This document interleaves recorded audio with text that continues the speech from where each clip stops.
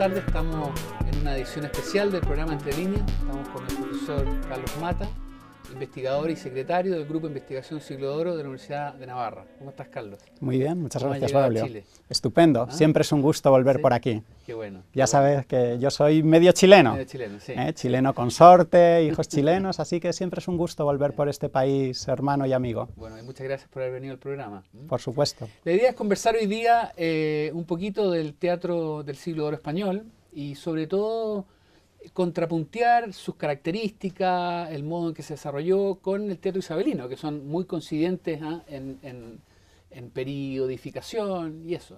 Estaba pensando para partir que en Inglaterra ocurrió una cosa curiosa. Prácticamente toda la Edad Media está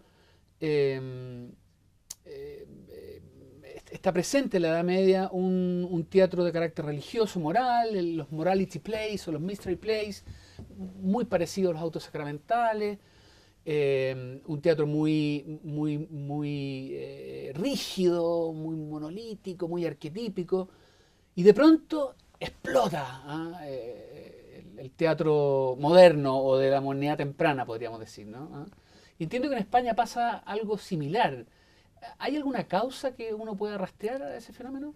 Yo creo que efectivamente, después de unos comienzos de un teatro medieval del que se nos han conservado muy pocos restos, un teatro renacentista que tiene unos rasgos muy rígidos, que no gustaba al público, muy canónico, muy apegado a las preceptivas, hay un momento de eclosión que tiene que ver con la aparición de un genio, como es Lope de Vega en el caso español, y un proceso que se da simultáneamente con la aparición de Lope y al que Lope contribuye con sus obras, que es la profesionalización del teatro. Digamos que hasta la altura de 1580, 1585, el teatro se representaba como se podía, ¿no? Iba una compañía de la legua por los pueblos, montaban un pequeño escenario mínimo, como dice Cervantes, una cuerda con una manta le servía de escenario, y representaban en la plaza pública, era abierto. Lo único que se podía hacer después era pasar para que la gente contribuyese con unas moneditas, etc. En ese momento, 1580-1585, surgen los primeros locales construidos o habilitados específicamente para la representación teatral. Son los famosos corrales de comedias, ¿no? Pero, ¿por qué surgen? ¿Es una razón comercial? ¿Es una razón práctica? Es una razón comercial, de alguna manera. A partir de ahora, este contenido pragmático relacionado con el dinero del teatro va a multiplicar sus posibilidades. Al ser un recinto cerrado, se puede pasar a cobrar una entrada. Ya no asiste el que quiera. El que quiera ver teatro tiene que pasar por, no digamos taquilla, boletería, no lo había, pero tenía que pagar en la puerta para poder acceder al local.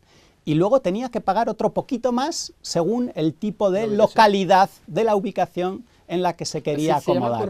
Se llama corral porque eran patios de vecindad, delimitados por las paredes de la vecindad, de las construcciones de las casas, y por una puerta se podía acceder y por tanto se podía controlar el acceso a ese local, ¿no? Eso supone también evidentemente una serie de implicaciones técnicas, ¿no? Se construye un tablado de 1,5 metros, 2 metros, lo que permite que los actores se muevan y puedan ser vistos con mucha facilidad desde, bueno, con mucha facilidad igual es demasiado decir, pero con más facilidad desde los distintos lugares del corral. Y eso, que es lo que en el fondo me interesaba destacar, va a generar un circuito comercial. Tiene que haber unos autores, ingenios les decían en España, que escriban obras para el teatro. Tiene que haber unos directores de compañía, que les llamaban autores en la época, que contraten a los actores, pongan la obra en escena, etc. Y tiene que haber un público que asista a ver ese espectáculo, ¿no? Entonces se genera ese pequeño engranaje de un escritor que escribe, un autor, en el sentido clásico, que representa, que dirige a los actores, y un público que asiste. Fíjate que en Inglaterra no es exactamente igual, pero es muy equivalente, ¿no? Efectivamente, las primeras, ya más en el Renacimiento, empiezan estas compañías itinerantes, ¿no es cierto?, que se instalan en cualquier lugar, pero ya muy pronto se empieza la construcción de teatro, propiamente tal. De hecho, el primero que se construyó se llamaba precisamente el teatro, digamos, eran teatros con galerías, como lo entendemos hoy, abiertos, sin embargo, con un escenario, por decir así, tridimensional, no como el arco italiano, ¿no? Que tú solamente ves alto y ancho. Aquí los actores los podía ver de los lados. Y también las razones fueron esas, ¿no? Poder tener un lugar especial para representar, el hecho de poder cobrar entrada. Aparte que, y aprovecho de preguntártelo, en Inglaterra el teatro estaba tutelado por un órgano de la corona, dependiente directamente del consejo privado de la reina, el Master of the Revels, que controlaba todos los espectáculos públicos, tanto desde el punto de vista de su funcionamiento, digamos, físico, operativo, digamos, como de la censura. Por supuesto, y estas cosas, sí, sí, sí.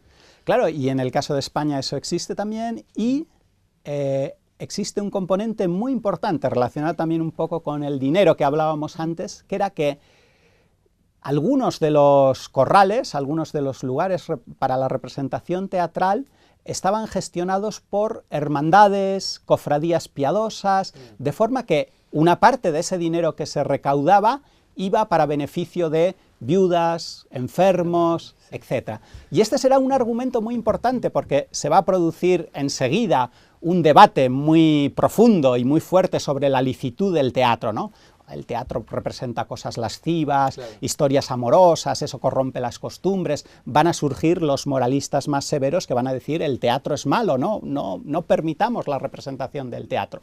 Y va a haber otros, empezando por Lope y por todos los escritores que vivían de ello, que van a defender el teatro a capa y espada, nunca mejor dicho, ¿no?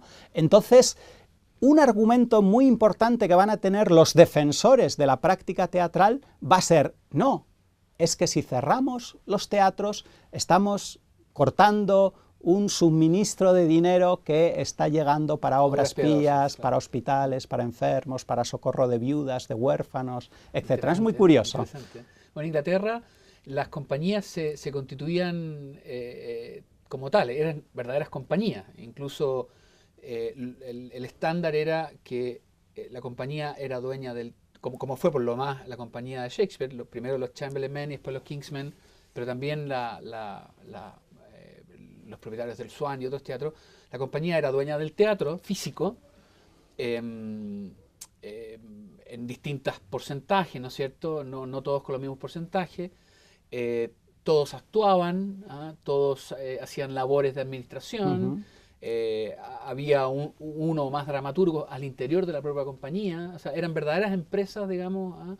Ahora, si bien el dinero quedaba ahí, había una cosa muy interesante, y es que las compañías tenían nobles que las protegían, porque también había en Inglaterra, en algunos sectores, una mirada negativa sobre el teatro. De hecho, después, bueno, la arremetida de los puritanos contra el teatro va a ser tan fuerte que incluso va a lograr el cierre de los teatros. En 1642, que es el año en que siempre se ha señalado como el término del teatro isabelino, digamos. Entonces, los nobles protegían a la... Entonces estaban el Lord Chamberlain's Men, el Lord Almer's Men, y ya, bueno, el non plus ultra fue cuando la compañía de Shakespeare se llamó los Kingsmen, sí, o sea, eran protegidos del rey, digamos. ¿Cómo era el tema de la censura en estos siglos en España? ¿Existía? ¿Cómo se daba? Existía, yo creo que sobre el tema de la censura, de la Inquisición no digamos, no existen muchísimos tópicos, sí, muchísimos mitos, leyendas, falsos conocimientos, etc. Yo creo, no es un tema que haya estudiado de forma especial, el de la censura teatral del Siglo de Oro, pero en general la censura literaria en el Siglo de Oro, lo que se fijaban los censores era en aspectos dogmáticos, que en una obra que se iba a representar, en una novela, en un... Pero, perdón, el dramaturgo sí, debía presentar... Primero llevar su obra por supuesto, ante el órgano por censor. Supuesto, sí. Ese proceso de censura existía. Estaba y como, así formalizado. Correcto, sí, sí, sí. Y la censura en ese sentido, como otros mecanismos de la administración del gobierno, pues funcionaba muy bien, ¿no? Todo tenía sus cauces y sus mecanismos. A lo que voy es con respecto a los contenidos. Lo que les preocupaba a los censores era fundamentalmente las cosas que pudiesen atentar contra el dogma, contra la fe. no tanto como pudiéramos pensar con lo que tuviese que ver con aspectos más o menos de historias procaces, eso eran bastante tolerantes, eso no les preocupaba tanto, sí que eran muy rígidos y muy escrupulosos con todo lo tocante con las cuestiones de dogma y de fe. Fíjate que en Inglaterra era distinto, porque fue distinto.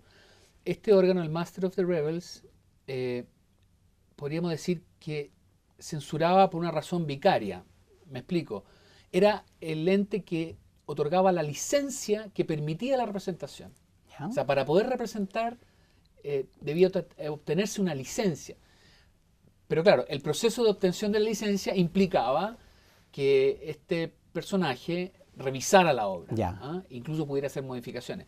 Ahora, en esa época no era tanto la preocupación religiosa. Bueno, Inglaterra ya estaba reformada, estaba muy avanzada la reforma, sin prejuicio que tomó prácticamente un siglo la consolidación de la reforma en Inglaterra, pero ya avanzaba a paso agigantado. Y sí, en cambio, les preocupaba temas políticos. Claro. Que no hubiera un tratamiento liviano o incluso, digamos, procaso o de insulto hacia, desde luego, la reina o algún noble, ese tipo de cosas. La blasfemia también estaba censurada, o más bien estaba prohibida. Claro. ¿No? Pero claro, no había una preocupación por el tema del dogma. Por lo demás, si uno revisa las obras del periodo, prácticamente las cuestiones religiosas no son tema. O sea, en Shakespeare, claro, aparecen por ahí, por allá motivos, pero podríamos decir así, Dios no es tema. No es tema dramático, me refiero, o las problemáticas religiosas no son temas dramáticos. Yo recuerdo incluso, si uno compara la cisma de Galaterra de Calderón con Enrique VIII de Shakespeare, Shakespeare está preocupado del gran fenómeno político. Sí. No entra como Calderón, a mi juicio, magistralmente, a todo el problema de la conciencia del rey. Entonces, otra cosa que quería preguntarte, en Inglaterra solamente se conservan 600 obras de teatro, 620. Ahora, se tiene registro de por lo menos 3.000, o más bien, me corrijo. Se piensa que la producción total del periodo debió haber llegado a las 3.000. ¿Cómo es la situación en este periodo en España? Es muy difícil saber cifras exactas y precisamente este tema de las cifras, de qué número de obras forman el corpus del teatro español del Siglo de Oro, surgió hace poquito en un congreso que tuvimos en Olmedo, donde nos reunimos los principales equipos de investigación sobre el teatro del Siglo de Oro español.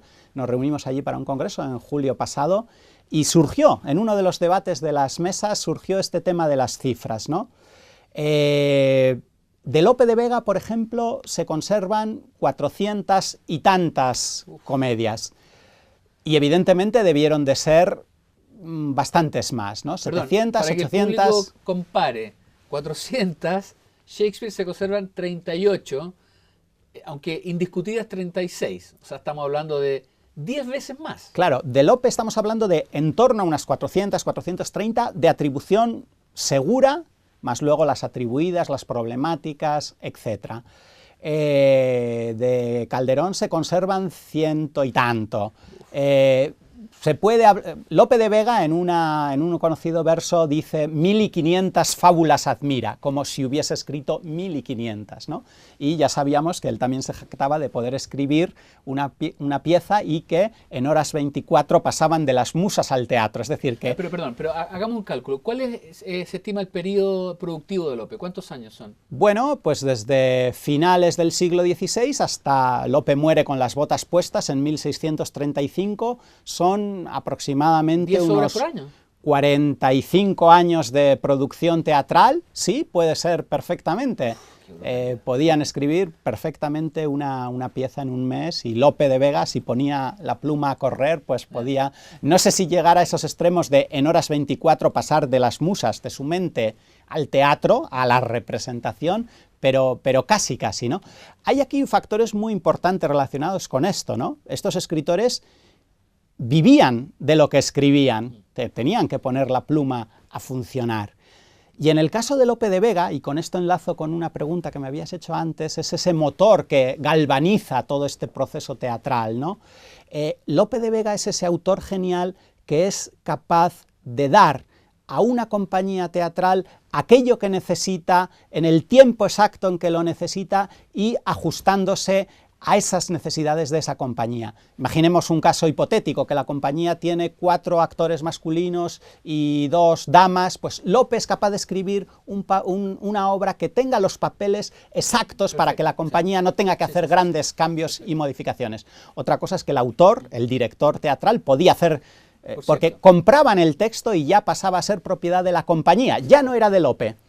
Pero Lope sabía para quién estaba escribiendo, sabía cuáles eran las características de esa compañía y escribía ajustándose a las necesidades de esa compañía teatral. Vamos a hacer una pequeña interrupción para pasar a hacer una pausa y volvemos. Estamos conversando sobre teatro nacional español, teatro de los siglos de oro y también algo de teatro isabelino con el profesor Carlos Mata, investigador y secretario ejecutivo del Grupo de Investigación Siglo de Oro de la Universidad de Navarra.